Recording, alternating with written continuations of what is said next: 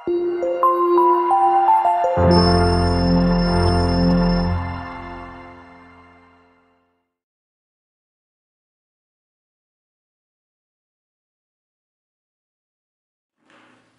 sekarang Kak Gina akan menjelaskan mengenai substansi genetika yang kedua, yaitu gen.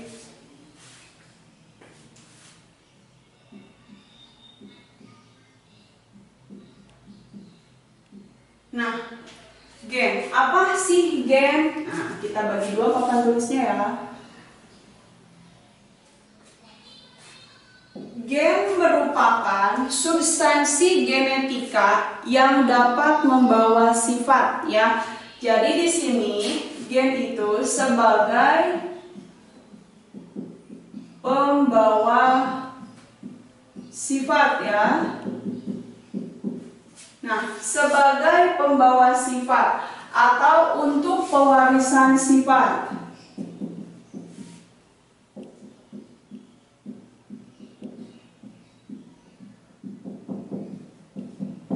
Nah, itu gen. Selain itu, si gen juga berfungsi untuk mengatur metabolisme dan pertumbuhan perkembangan setiap individu. Dia dapat mengatur proses metabolisme dan pertumbuhan perkembangan individu. Oke, itu yang namanya gen. Jadi gen itu sebetulnya apa sih, gitu ya?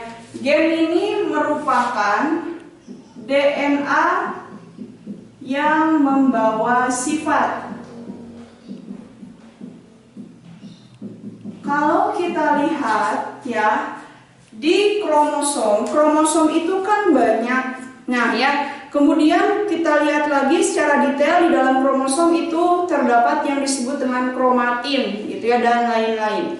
Nah, kebayang dong gitu ya. Nanti ketika si kromatin terus diperbesar, nanti akan terdapat yang namanya gen. Nah, atau DNA dulu nih. Ada yang terdapat ada yang disebut dengan gen. Nah, gen ini tuh yang mana? Gen ini tuh sebetulnya merupakan DNA, tapi yang membawa sifat. Jadi intinya tidak semua DNA bisa membawa sifat, begitu. DNA yang membawa sifat ini disebut dengan gen, ya. Nah, kalau dalam kromosom, gen terdapat pada lokasi khusus dalam kromosom. Jadi dalam kromosom itu ada lokasi khusus, tempat khususnya tempat gen. Jadi di mana gen berada di kromosom itu pasti ada tempat khusus, ya. Nah, ini disebut dengan lokus. Lokasi khusus. Nah, biar gampang ingatnya, ingat lokus, ingat lokasi khusus, itu tempat adanya gen, ya. Nah, di sebelah mana sih, Kak? Nih, ya. Tepatnya kalau kita mengingatkan kembali ke struktur kromosom, di struktur kromosom itu ada yang disebut dengan nukleosom, ya. Nah, nukleosom ini nukleosom ini terdiri dari ya protein histon dan juga DNA. Jadi DNA-nya itu diikat oleh suatu protein histon, di mana nama lain dari nukleosom adalah kromomer. Nah, di kromomer inilah ada gen. Jadi biasanya DNA yang diikat oleh protein histon di dalamnya mengandung gen, begitu ya. Artinya mengandung sifat yang nantinya akan diwariskan, begitu. Oke? Kemudian selain itu, gen memiliki versi alternatif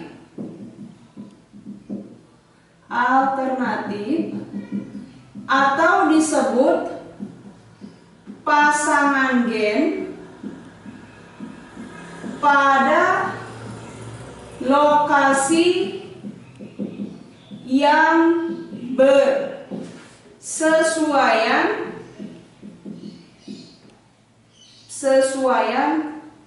dalam kromosom. Ya, intinya jadi si gen ini punya pasangan, letaknya itu bersesuaian dengan gennya langsung, makanya dinamakan dengan pasangan gen. Ini disebut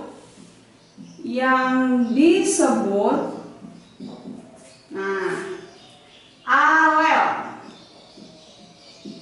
Nah, begitu ya, jelas ya. Nih, kalau misalnya Kak Gina gambarkan ya. Ini ada kromosom 1, ini ada kromosom lainnya. Atau sebelumnya Kak Gina gambarkan kromosom deh.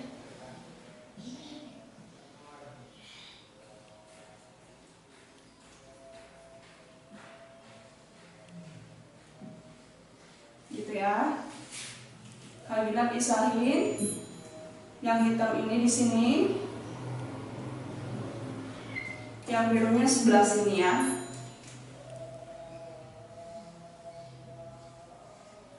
Nah, untuk yang hitam ini, kalau kita lihat di dalamnya, misal di sini ada gen A besar, kemudian gen B besar. Pasangannya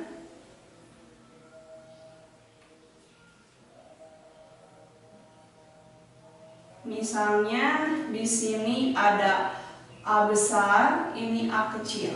Oke, kita lihat mana yang disebut dengan lokus. Nah, lokus itu ini ya, oke merah ya. Nah, ini lokus. Jadi ini adalah lokus, artinya tempat adanya gen. Maka Kak Gina sebut ini adalah gen A besar. Nah, kemudian atau begini say, boleh deh kayak gini sama aja. Nah, kalau ini berarti kalau Kak Gina tunjuk ini disebut dengan gen A besar, gitu ya, sama aja. Oke. Nah, sekarang mana pasangan gen? Ini adalah pasangan gen yang disebut dengan alel. Kebayang ya? Jadi ini lokus, kemudian ini gennya. Berarti sama dong. Kalau di sini ini juga lokus, ya ini juga lokus, yang ini gennya. Kemudian, nah ini adalah alelnya juga, ya. Oke, kebayang ya. Jadi lokasinya bersesuaian, ada di lokasi khusus. Oke, ini lokasi khususnya, ini pasangannya yang tempatnya itu bersesuaian, ya dalam kromosom. Kebayang ya kalau dipetakan seperti ini. Jadi biasanya penulisannya gen A besar di sini deh. Gen A besar, bisa juga gen A besar A kecil. Kenapa Bu nggak disebut dengan alel? Nah, biasanya disebutnya gen A besar. Artinya si gen ini artinya sudah memiliki pasangan. Jadi kalau misalnya ditunjuk, yang ini adalah gennya, ini alelnya, gitu ya. Yang ini bisa jadi ini alelnya, bisa jadi nih, misalnya alelnya kapital, tapi yang kecilnya gen, bisa jadi seperti itu, ya. Jadi memang kalau untuk penulisan gen tetap yang kapital ditulis duluan, baik itu alel, baik itu gennya, ya. Jadi bisa saja seperti ini. Karena ini kan dua-duanya dominan sama, jadi istilahnya tidak bisa dibedakan mana gen mana alel. Tetapi kalau misalnya begini, bisa aja ini alel, bisa aja ini gen. Jadi kalau misalnya Kak Gina tulis lagi 2 kali, nah bisa jadi yang ini gen, ini alel, begitu ya. Bisa jadi ini kemungkinannya ada 2 kalau untuk yang heterozigot. Nah, kalau yang seperti ini, nah berarti ini baik gen ataupun alelnya dua-duanya sama resesif. Nah, untuk ini, untuk yang dominan ini Kak Gina sebut dengan gen dominan homozigot. Kalau yang ini, dua ini disebutnya gen heterozigot. Ya, jadi heterozigot itu bermacam-macam, tidak kapital semua. Dan kalau yang ini disebut dengan gen resesif atau homozigot dominan boleh, ini homozigot resesif juga boleh ya. Oke, lebih enak Kak? Boleh, sama aja sih sebetulnya ya. Cuman memang kita seringnya bilang ini adalah gen homozigot dominan begitu ya. Kalau untuk ini gen homozigot resesif. Gimana? Jelas ya mengenai gen? Oke, sekarang Kak Gina akan lanjutkan dan Kag Gina akan menjelaskan mengenai asam nukleat ya, yang merupakan materi genetik ketiga. Oke. Asam nukleat ini terdiri dari DNA dan RNA. Kita bahas satu persatu ya. Kita bahas dulu yang pertama yaitu DNA. Nah, apa sih DNA? DNA ini singkatan dari deoksiribonucleic acid. Nah, deoksiribonucleic acid. Jadi DNA ini merupakan suatu polinukleotida. Apa itu polinukleotida? Nih, polinukleotida. Polinukleotida ini merupakan salah satu polimer, ya. Nah, berarti kalau dia polimer, poli itu artinya banyak, nukleotida berarti artinya polinukleotida ini terdiri dari banyak nukleotida. Oke, jadi DNA adalah suatu polinukleotida atau salah satu polimer, ya. Seperti kita kenal yang namanya polimer itu adalah protein, karbohidrat, itu macam-macam polimer, ya. Nah, berarti kalau dia polimer, dia juga punya monomer. Nah, polimer itu tersusun dari monomer-monomer. Berarti monomer dari protein itu adalah asam amino, karena kumpulan asam amino itu akan membentuk protein. Kumpulan dari glukosa akan membentuk karbohidrat atau polisakarida. Nah, berarti untuk DNA ini adalah polinukleotida, berarti dia terdiri dari banyak nukleotida. Apa sih nukleotida? Nah, di sini ya. Nukleotida ini terdiri atau tersusun ya, jangan terdiri, tersusun atas nukleotida. Berbicara mengenai nukleotida, nukleotida ini ada 3 komponen. Jadi nukleotida terdiri dari 3 komponen. Pertama, ada yang disebut dengan gugus fosfat, ada yang disebut dengan basa nitrogen atau basa N, ada yang disebut dengan gula pentosa. Nah, karena kita sedang membahas DNA, maka untuk gula pentosanya atau gula yang beratom karbon 5 itu berupa deoksiribosa. Jadi sesuai namanya ya. Jadi di sini gula pentosanya berupa deoksiribosa. Sedangkan untuk basa nitrogennya ya, basa nitrogen ini ada 2 golongan. Ada golongan purin dan golongan pirimidin. Jadi ada golongan purin dan golongan pirimidin. Golongan purin ini terdiri dari ada 2 juga, pirimidin juga ada 2. Purin ada adenin dan guanin. Adenin biasanya disingkat dengan A, kalau guanin disingkat dengan G. Nah, untuk pirimidin terdiri dari sitosin dan timin. Sitosin biasanya dilambangkan dengan S atau C ya, citokin. Kalau timin T gitu ya. Nah, ini nukleotida. Jadi satu nukleotida ini harus terdiri dari fosfat, basa nitrogen, dan gula pentosa begitu ya. Oke, kebayang ya. Nah, sekarang sebelum Kak Gina lanjutkan, untuk pasangan adenin ini selalu dengan timin. Kalau pada DNA, jadi ini pasangannya A sama dengan T ya. Di sini ya, A pasangannya dengan T.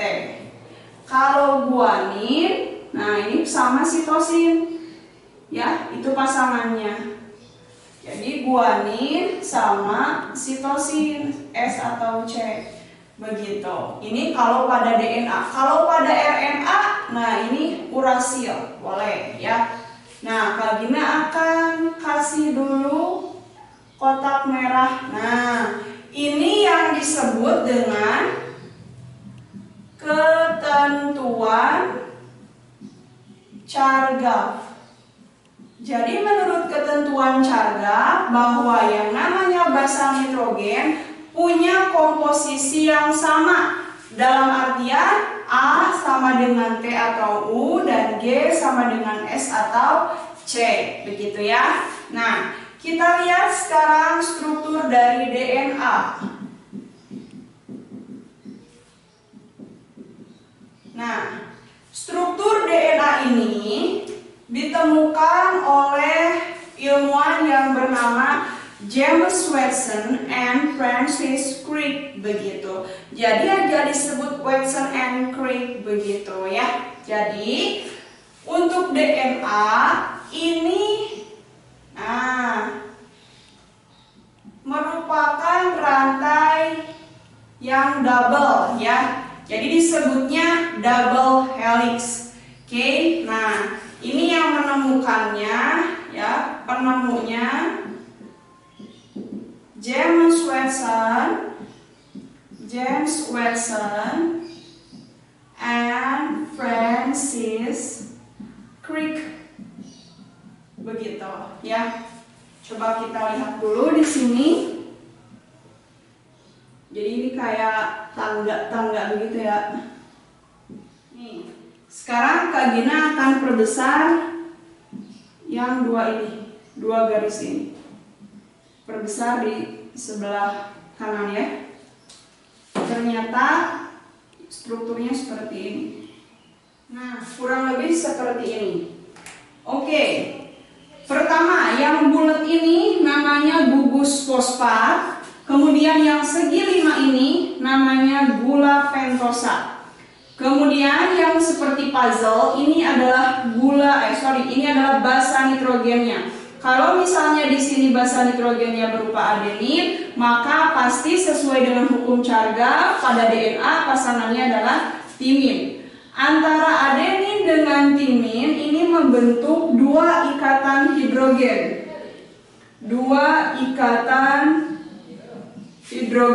Ya.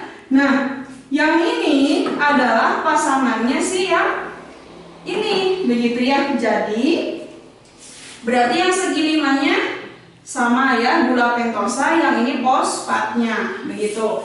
Kita lihat satu lagi, ini fosfatnya, ini gula pentosanya, ini puzzle adalah basa nitrogennya. Kalau di sini G, maka di sini C atau S boleh. Nah, antara guanin dengan sitosin akan membentuk 3 ikatan hidrogen. 3 ikatan hidrogen. Ya, nah kurang lebih seperti ini. Jadi kalau Kak Gina perbesar 2 garis ini ternyata terdiri dari ya berapa nukleotida? Ada yang tahu? Ya. Syaratnya satu nukleotida tadi harus ada fosfat, ada basa nitrogen dan gula pentosa. Berarti untuk satu molekul nukleotida di sini ya Untuk satu molekul nukleotida itu terdiri dari fosfat yang bulat, kemudian gula, pentosa yang segi 5, dan yang seperti puzzle itu basa nitrogennya ya. Ini adalah satu nukleotida. Berarti ini ada berapa? Silakan dihitung. Iya, 1, 2, 3, 4. Berarti ada 4 nukleotida. Nah, kebayang yang namanya DNA itu polinukleotida. Berarti bisa jadi itu banyak sekali nukleotidanya. Bahkan terdiri dari ratusan, mungkin saja ribuan begitu ya. Kebayang ya? Nah, ini adalah DNA. Jangan lupa antara adenin dengan timin membentuk 2 ikatan dan antara guanin dengan sitosin membentuk 3 ikatan hidrogen. Oke? Jelas ya? Nah, satu lagi untuk penomoran dari gula pentosa di sini mulai angka nomor satunya itu dari mulai sini ya. Nah, sini. Jadi kalau misalnya nih Kak Gina perbesar lagi si gula yang ini ya, si gula pentosanya, nah penomorannya itu dari sini 1, 2, 3, 4, 5 begitu. Kalau misalnya ditanya basa nitrogen ini, ya basa nitrogen ini, fosfat ini gula. Basa nitrogen ini menempel pada atom C nomor berapa untuk dari gula pentosanya? Atom C dari gula pentosanya itu nomor berapa? Berarti untuk basa nitrogen nomor 1 aksen. Tetapi kalau ditanyanya gugus fosfat menempel pada atom C nomor berapa dari gulanya itu? Berarti dari gugus fosfat itu menempel pada atom C nomor 5. Jadi gini ya. Untuk yang 5 aksen ini tempat adanya gugus fosfat. Gitu. Sedangkan di sini yang 3 aksen, nah yang 3 aksen ini sebetulnya diisi oleh gugus hidroksil OH-amin. Ya, itu yang biasanya sering ditanya di soal. Jadi disebutnya gugus hidroksil atau gugus OH-aminnya. Gitu. Ya. Kalau misalkan ditanya basa nitrogen ada di nomor berapa? Nempel di atom C nomor berapa? Di atom C nomor 1. Jelas ya untuk DNA. Ya, untuk asam nukleat yang kedua yaitu RNA.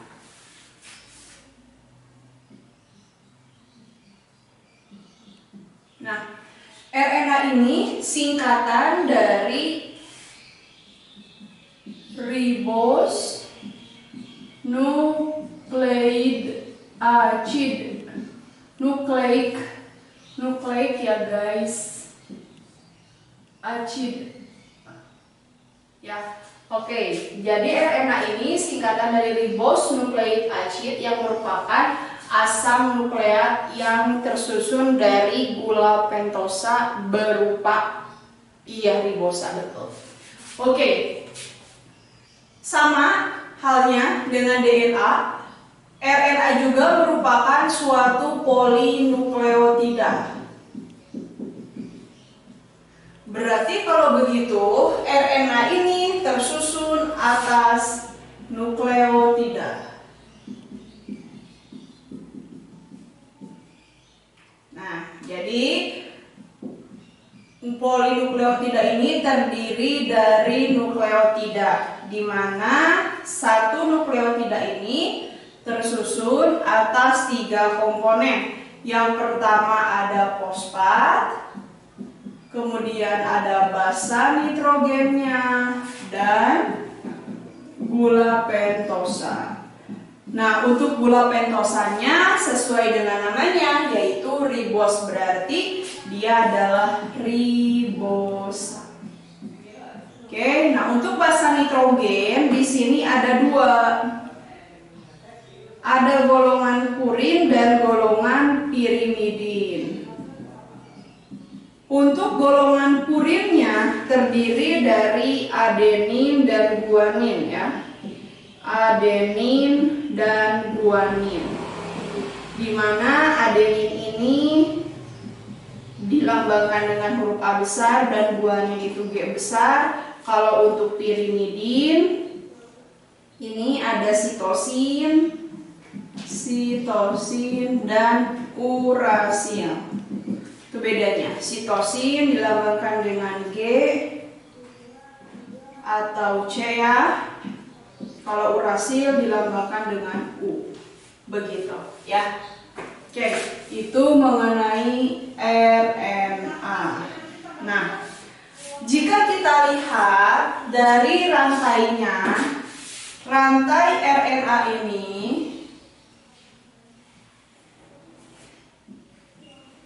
rantai untuk asam nukleat berupa RNA ini disebutnya helix atau tunggal. Ya. Nah, jadi kurang lebih seperti ini. Oke. Nah, kemudian untuk rantai RNA ini, kalau misalnya ada nomor 3 ke aksen ke 5 aksen atau sebaliknya, jadi 3 aksen ini berarti itu merupakan tempat melekatnya gugus hidroksil atau OH-amin ya.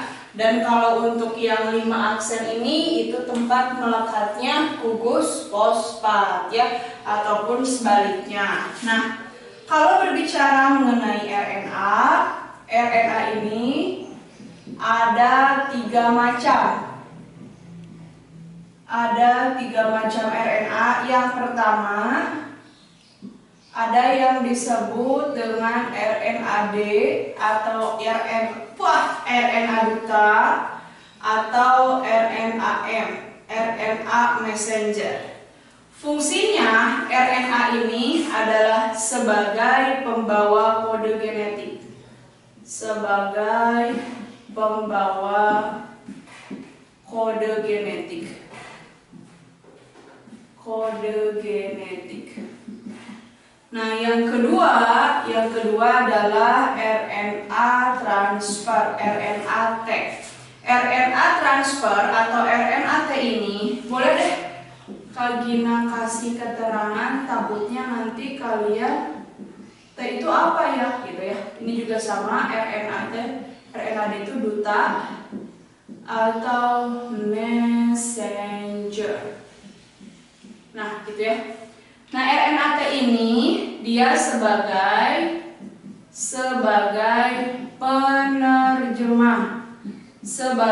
penerjemah kode genetik, atau selain penerjemah kode genetik ya, si RNA-T juga ini bisa sebagai pembawa atau bisa mentransfer asam amino dari mana? Dari sitoplasma ke mana? Ya, ke ribosom ya, ke ribosom. Begitu ya.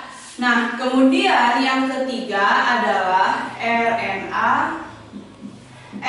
RNA-R singkatan dari RNA ribosomal. Nah, di mana RNA ribosomal ini sebagai atau fungsinya itu pengurut. Jadi yang mengurutkan asam amino agar menjadi protein itu adalah RNA-R ya.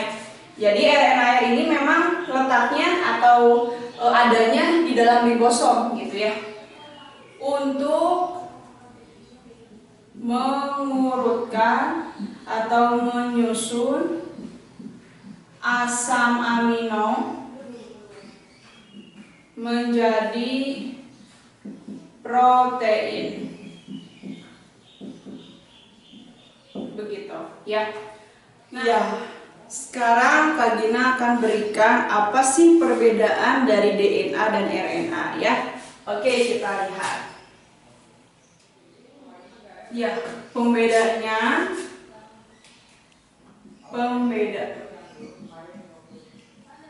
Ini DNA, ini RNA. Pertama kita lihat dari letak. DNA letaknya di mana saja? Ini adanya di inti sel atau nukleus, kemudian juga di dalam kloroplas, dan juga di dalam mitokondria. Itu pasti ada DNA. Untuk RNA, dia adanya di sitoplasma, kemudian inti sel, dan ribosom. Itu untuk letaknya ya. Nah, sekarang pembeda yang kedua adalah dari rantainya. Untuk DNA rantainya ganda atau double helix, sedangkan untuk RNA rantainya tunggal atau helix. Pembeda yang ketiga adalah kadarnya. Kalau DNA kadarnya tetap, jadi istilahnya kalau memang jumlahnya 100 ya 100. Karena DNA mampu melakukan replikasi, jadi bisa memperbanyak diri. Sedangkan untuk RNA itu tergantung dari sintesis protein, biasanya ini berubah-ubah ya, tergantung dari sintesis protein. Selanjutnya, nah selain kadar, rantai dan letak, ada juga dari basa nitrogen, khususnya basa nitrogen pirimidinnya. Nah, basa nitrogen pirimidin DNA sesuai namanya D dari sini berarti deoksiribosa. Kalau RNA dia adalah ribosa untuk gula pen. Oh my god, maaf, itu gula pentosa. Rajina salah tulis, maaf ya. Nih, basa nitrogennya ya guys, dasar spidol ya, makanya salah nulis. Nah, untuk basa nitrogennya, kalau untuk DNA itu berupa timin, jadi sitosin dan timin. Kemudian kalau RNA sitosin dan urasil. Nah, selanjutnya kita ke gula pentosa ya. Nah, untuk gula pentosanya, untuk DNA tadi dia adalah deoksiribosa. Dan untuk RNA ribosa. Begitu ya. Sudah 5, satu lagi kita lihat perbedaannya dari fungsi ya. Oke. Jika kita lihat dari fungsi dari DNA ini untuk pewarisan sifat, dan juga dia yang mengendalikan sintesis protein. Jadi Kak Gina tulis pengendali sintesis protein. Sedangkan RNA ini untuk sintesis protein. Jelas ya?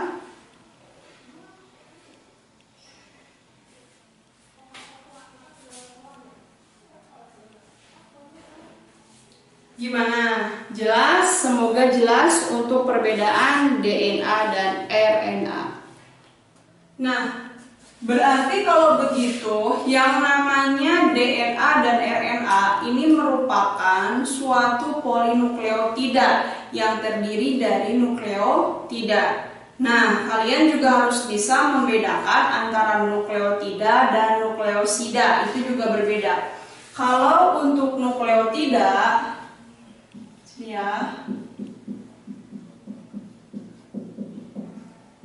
jadi ini harus terdiri dari fosfat, kemudian gula pentosa dan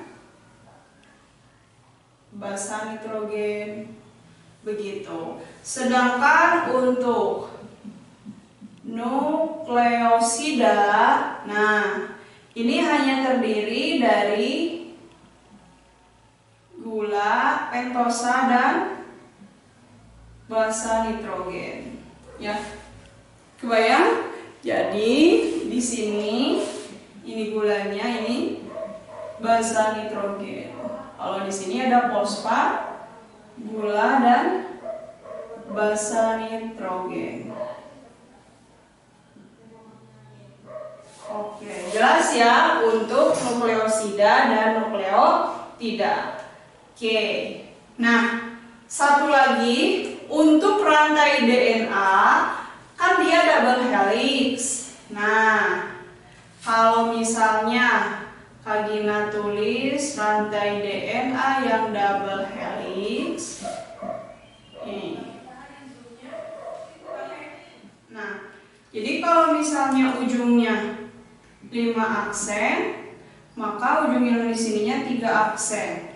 Kalau di sini 3 aksen, di sini 5 aksen. Ya, jadi 3 aksen dan 5 aksen ini, 3 aksen itu merupakan tempat adanya gugus hidroksil, sedangkan yang 5 aksen tempat adanya gugus fosfat.